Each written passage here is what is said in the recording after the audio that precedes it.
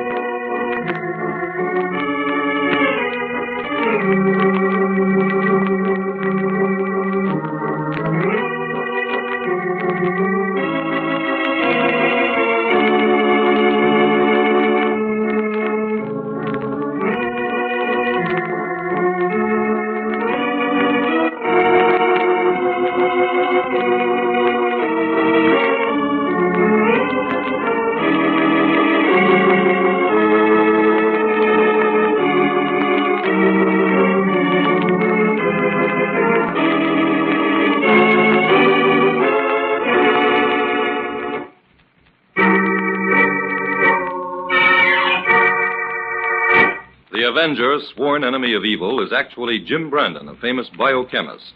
Through his numerous scientific experiments, Brandon has perfected two inventions to aid him in his crusade against crime as the Avenger: the telepathic indicator by which he is able to pick up thought flashes, and the secret diffusion capsule, which cloaks him in the black light of invisibility. Brandon's assistant, the beautiful Fern Collier, is the only one who shares his secrets and knows that he is the man the underworld fears as the Avenger. And now, the Avenger and the Department of Death.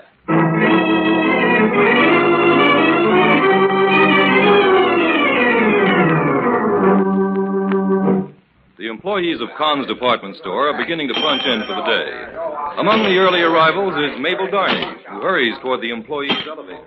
Oh, good morning, Mr. Kilgore. Morning, Mabel. You're in early this morning. My clock must have been fast. My, Mr. Kilgore, your windows certainly look pretty this week. Oh, thank you, Mabel. I've had quite a few compliments on them. Too bad I can't hold them over for another week. Saved me a lot of work. I'll say. I wonder what's holding up this elevator. I don't think Joe's come in yet. Now, where's the elevator? It's always parked here on the main floor overnight. Call up through the grating. Someone else may have taken it up. It's not in the basement. I can see down there.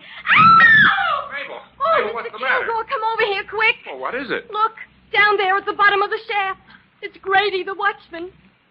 He looks like he's dead.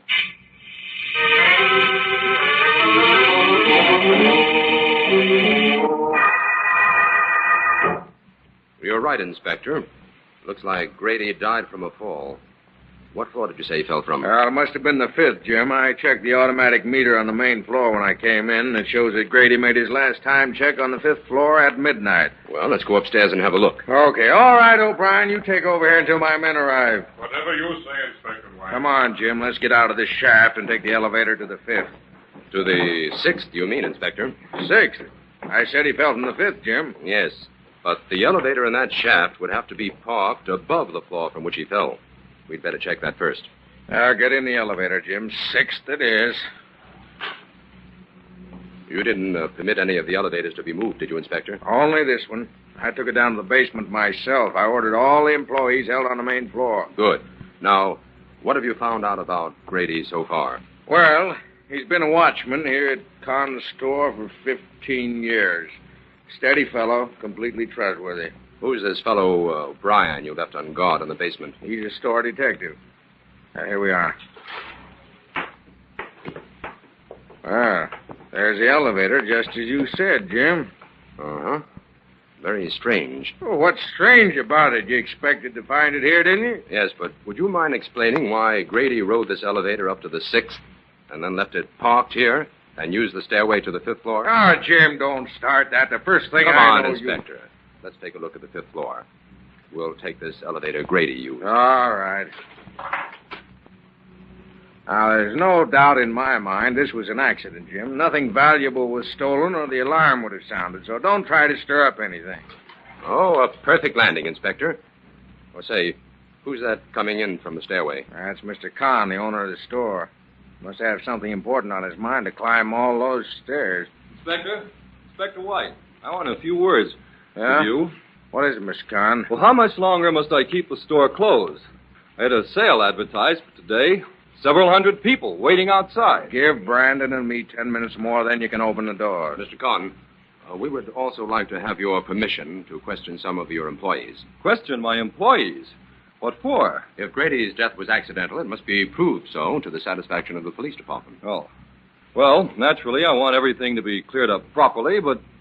Well, look here, Inspector, there's no need to make a scandal out of a perfectly natural accident.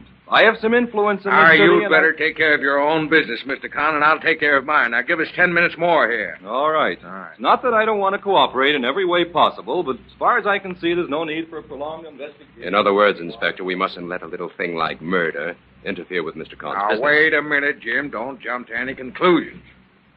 Now, why couldn't Grady have fallen down the shaft here? Oh, really, Inspector, that question isn't worthy of you. Why not? Well, first of all, these grating gates may look old-fashioned, but they lock and unlock automatically from the inside.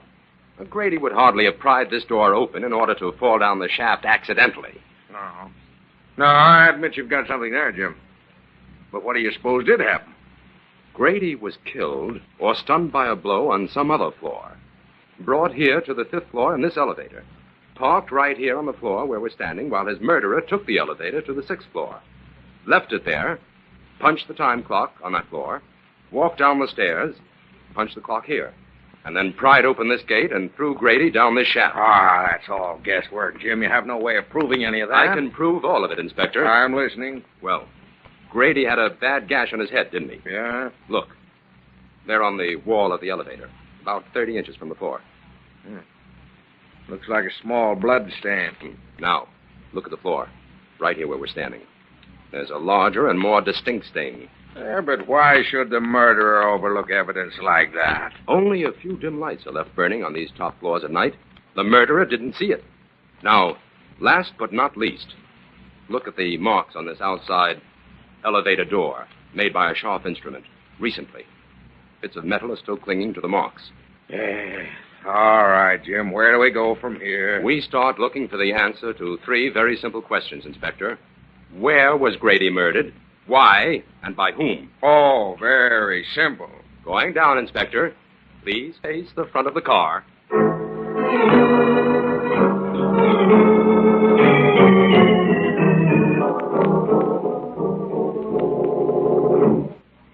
Well, Jim, this is the first time I ever spent a whole day in a department store without buying anything. I've discovered that shopping for clues in a busy department store is practically impossible, Fern. It's almost closing time. Shall we call it a day? No, let's finish our examination here on the main floor. All right. Jim, what's in that little room next to the book department? Oh, that's where the vault is kept. Oh.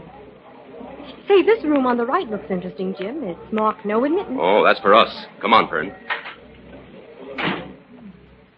Seems to be some sort of storeroom. Who's that?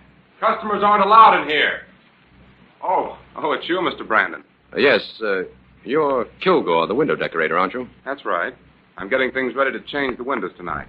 Heavens, are you going to use all these dummies in the windows, Mr. Kilgore? Yes, miss. I've planned a party motif to display these various costumes. That should work out very well. Well, this first group of dummies is for the cocktail party window. Those for the dinner party. That group over there for the theater party. These in afternoon clothes are for the bridge party. And these last 5 will attend a supper club party. Oh, the clothes are lovely. That blue dinner dress is stunning. When do you begin dressing the windows, Mr. Kilgore? Right away. I was just about to strike the set of that first window when you came in. Oh, well, don't let us keep you. I'm just doing a little routine checking on the main floor layout. Do you mind if I watch you for a while, Mr. Kilgore? No, not at all. I'll explain the procedure if you like. Oh, thank you. Well, first I take off my shoes and put on these woolen socks. That's so I won't leave any marks on the rug. I see. One of the side windows opens right off this room, so I dress that one first. See, that way I can get started before the store closes. Seems strange looking at a store window from the inside. I dare say. This little dummy I'm bringing out now did a very good job this week. The dress buyer told me she sold every dress she had in stock of this model. Where do you put the dummies you take out? Oh, in the rear of the storeroom. We have a sufficient number to alternate. Pardon me, I'll be back in just a moment. Surely. Oh, Jim, come here and have a look at the world as a dummy sees it. Well, since I'm beginning to feel like a dummy on this case, I might as well become acquainted with the outlook. Very befitting. The view is extremely limited. You sound awfully low, Jim. Of course, I don't blame you much. We haven't accomplished... Fern, look at that rug. What's the matter with it? There's a deep print of a man's shoe there near that table. It's strange. Kilgore couldn't have made it. No dummy is heavy enough to make a print as deep as that. Anyway, the one dummy he took out of this window was over on the other side. Jim, do you think this means anything? It means that a woman's curiosity is a wonderful thing, Fern. Thanks to you, at last we're actually on the inside of this case, looking out.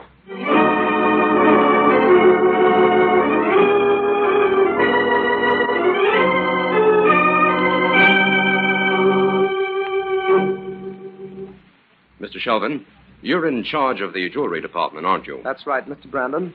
Until just a few weeks ago, their jewelry was on the mezzanine. Why was it changed? Mr. Kahn decided to enlarge the department.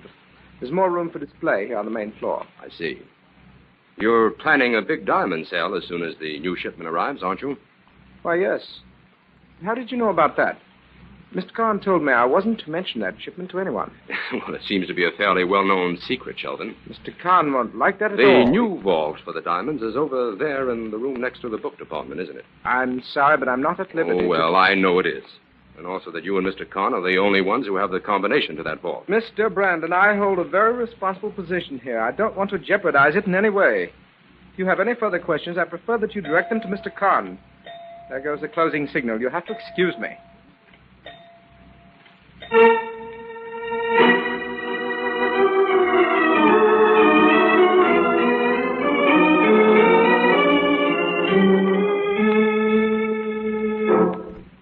We'll just finish up this report, Fern, and then we'll go out for dinner. Oh, I thought you'd forgotten all about dinner, Jim. It's almost 9 o'clock. Well, the inspector will want this tonight, but we'll hurry it up. Where was I? You just finished stating that you were convinced it was an inside job. Oh, yes. Take this down, Fern. Ready? I intend to check thoroughly on all the store employees who didn't check out at the regular closing time the night Grady was killed. This will include all who checked out early, those who were absent, and the few who may have had reasons for remaining late. I'm also working on the angle that there may be a direct connection between the murder of Grady and a plan to steal the diamonds when they arrive. But so far, I've found nothing to substantiate this theory. That's all, Fern. Oh, good. I'm starved. Add this P.S. to the inspector. Go ahead, Jim. Meet me in front of the department store tomorrow afternoon at 4:30 to conduct a very important experiment.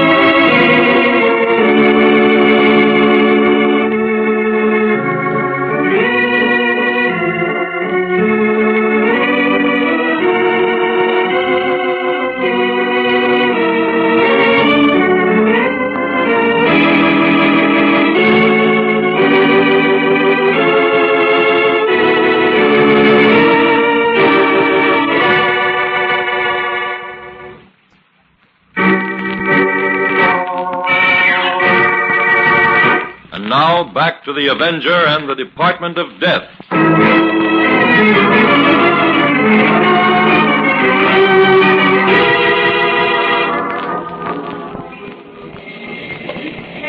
Here I am, Inspector. Jim, what are you up to? Why did you want me to meet you in front of the store? Inspector, we're going to pretend that we're two employees of Kahn's department store. We either checked out early or we didn't show up for work today. Anyway, we're outside the store according to our time cards.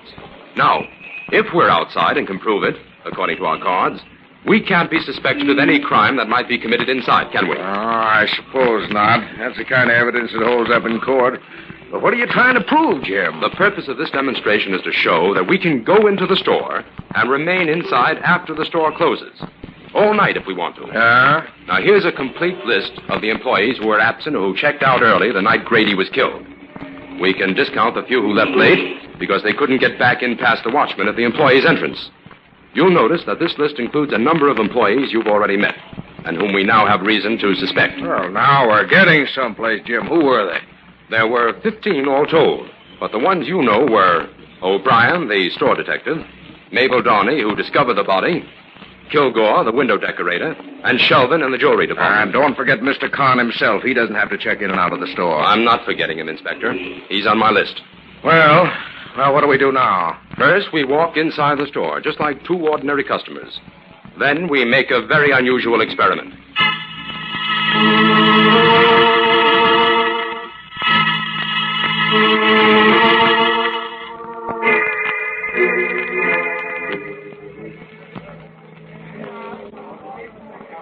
Inspector, the door to one of the side windows is right behind us. I'm going to open it now, and we're both going to step inside the window. Oh, of all the crazy ideas you ever come up with, Jim, this is the craziest. Come on, Inspector. We're invited to a cocktail party with 5 dummies. Hurry. Now what? Sit down on that bench. You'll be partly concealed by those 2 dummies. I'll stand over here behind this lovely lady in red. You can talk, Inspector. No one can see your face, but don't move. How long do we have to stay here, Jim? Until after the store closes.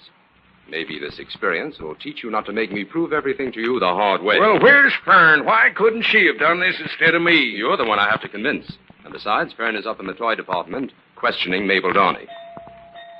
Oh, there goes the gong. It's closing time. Oh, how much longer? We're going to stay here like this until everyone is left. Oh, this is carrying things too far. Be careful, Inspector. Don't move. One of those window shoppers is giving your suit the once-over.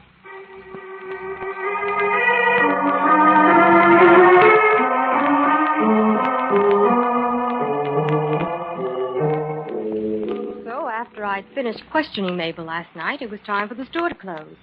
So I went outside and watched you and the inspector in the store window. My, you look natural. We saw you, young lady, and I might add that wasn't part of your assignment. I know, Jim, but I wouldn't have missed it for anything. Well, what did you find out from Mabel, Fern? Well, Inspector, she knows all about the diamond shipment that's expected, and she has a terrible crush on Mr. Kilgore, the window decorator. Oh, that's no help. Now, look here, Jim. We're moving too slow on this case. Inside job or outside job, I've got to find the man that murdered Grady and find him quick. We'll get that murderer all right, Inspector, but it may take a few days. A few days? Have you seen the morning papers? Why, one of them went so far as to print my picture and caption it the police department dummy. I've got to make an arrest in this case within the next 24 hours, Jim. All right. I promise you that by 10 o'clock tomorrow morning you can make an arrest, Inspector. You know who the murderer is, then? I didn't say you could arrest the murderer. Oh, stop talking in circles, Jim. What do you mean? Well, I know who the murderer's accomplice is. And since you're so desperate to make an arrest, I'll deliver him. Then it's up to you to make him talk.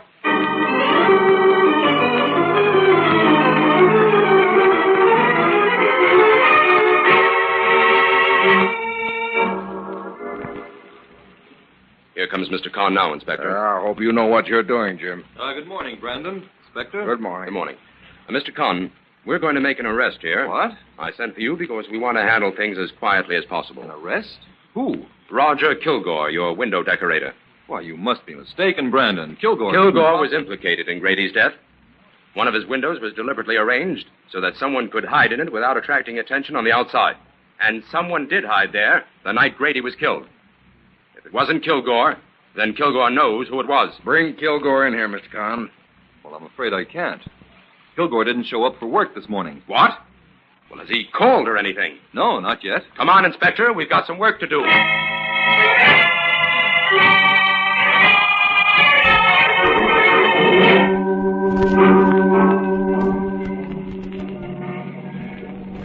Now that we're out of the store, Jim, would you mind telling me where we're going? We're going to drive out to Kilgore's home, Inspector.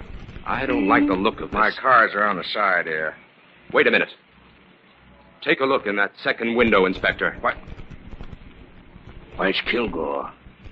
He's sitting on that bench where I was the other night. He has some nerve sitting there in the daytime. Come back inside, quick!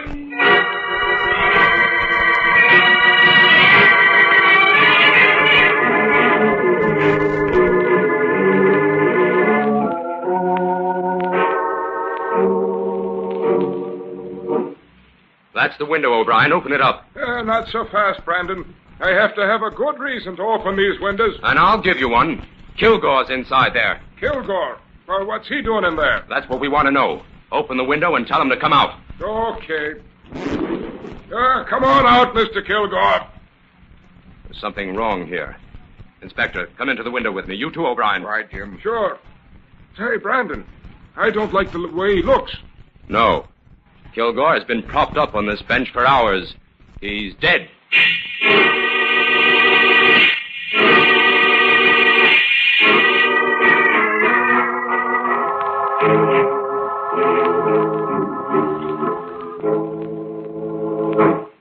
How was Kilgore killed, Jim? He was given a hypodermic needle full of poison, Fern. Jim, this case seems to be getting more hopeless by the hour. Khan's store seems to have added a new department. The Department of Death. Well, the whole thing has taken an unexpected turn, but things are beginning to add up. For instance? Kilgore was murdered by someone who no longer needed his services and wanted to get him out of the way. That time element ties up with the big event scheduled to take place at the store today. You mean the arrival of the diamonds? Yes. I think the plan to steal the diamonds furnished the motive for both murders. Grady evidently discovered something in connection with it and was killed before he had a chance to reveal what he knew. But, Jim, why should the murderer stay in the store at night before the diamonds arrived? In order to make preparations for the theft. What those preparations were, I must discover today. Well, I suppose we can eliminate Khan and Sheldon. Why should we eliminate them? Well, you said they both knew the combination to the vault. They could steal the diamonds any time they wanted to without any preparation. Yes, and be accused of the theft immediately. Also, in that case, there's the burglar alarm to consider. No, our criminal is much too clever to employ such obvious tactics, Fern. But why should Khan want to steal his own diamonds? They're heavily insured. Oh. But, Jim, Sheldon hasn't been absent or checked out early since the day of Grady's murder. So how could he be guilty of murdering Kilgore in the store last night? I'll admit that's got me stumped. But not enough to eliminate him. Come on, Fern. We're going back to the store. And this time we're going to concentrate on the book department.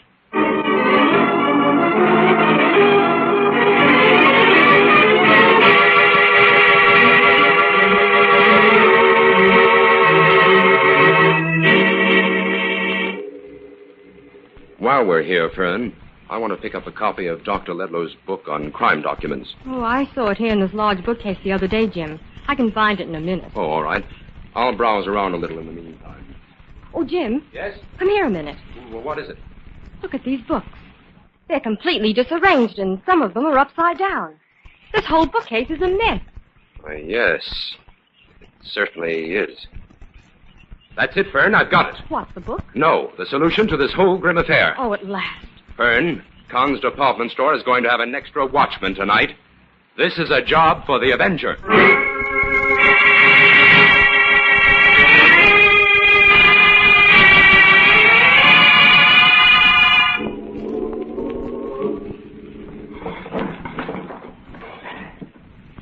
Now, that bookcase is out of the way. Got half an hour before the watchman and O'Brien come down here again. I'll have the jewels out and this case moved back by then. What was that noise? Who's there? It's the Avenger, Sheldon. The Avenger? I'm here to close your Department of Death and bring you to justice for the crimes you've committed. How did you get in here? Your crimes invited me. I can't see you, Avenger. But my gun can find you. Kilgore Kilgore and Grady got in your way, and you killed them. But you won't find it quite so easy to rid yourself of the Avenger. You're there in the corner, Avenger. I'll get you, all right? An invisible target is no target at all, Sheldon. I'll find you. You're missing badly. I'll shut you up. Now you're harmless. Your gun is empty, Sheldon. What's going on here? Sheldon, it's you. O'Brien, arrest Sheldon. I think you know the charges.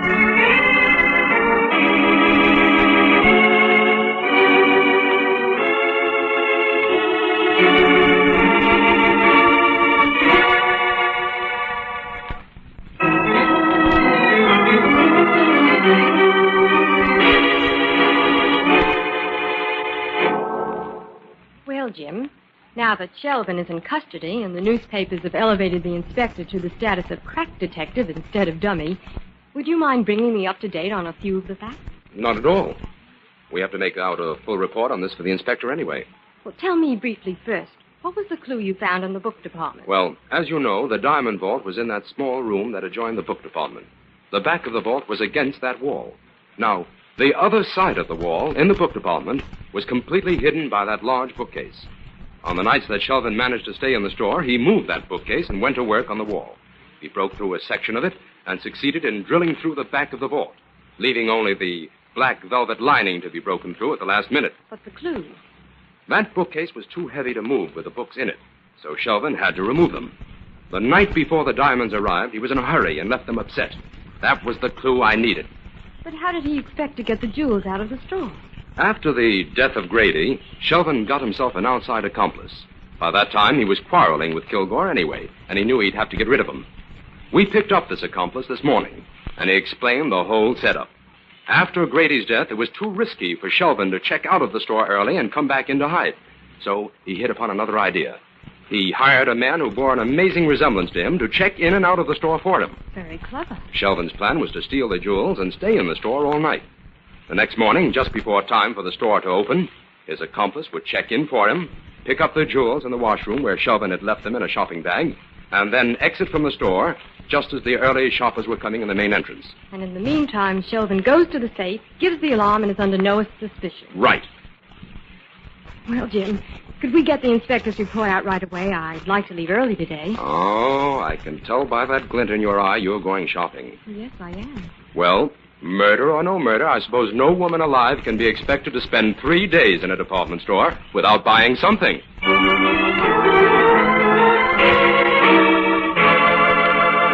All characters, names, places, and plots used in the Avenger program are fictitious. Any similarity to persons living or dead is purely coincidental.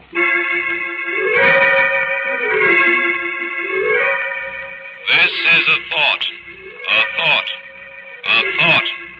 Remember, listen for another adventure of... The Avenger.